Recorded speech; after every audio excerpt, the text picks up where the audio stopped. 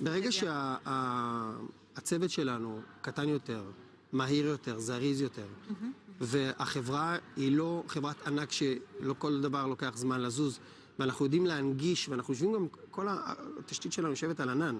אנחנו לא לגאסי של 30 שנים אחורה, שכל שינוי שם זה לוקח ממש המון זמן.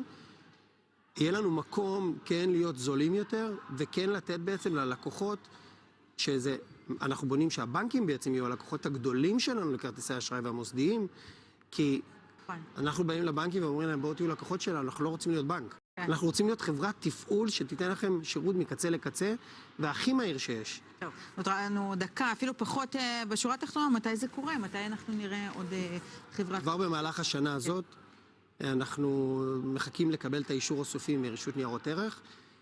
ברגע שנקבל את האישור הסופי, אנחנו נקבל קוד זיהוי. אנחנו נתחיל להתחבר בעצם לפרויקט של שווה. שווה זה בעצם המתג הראשי במדינת ישראל. בלעדיו אי אפשר לעשות תשלומים. ברגע שאנחנו נסיים את זה, אני מעריך את זה כ6 חודשים, אנחנו נהיה באוויר. הראל שקד, שהיה המון בהצלחה. תודה רבה. יותר תחרות, יותר טוב לכולנו. תודה רבה. מנכ"ל פייפיי, תודה רבה.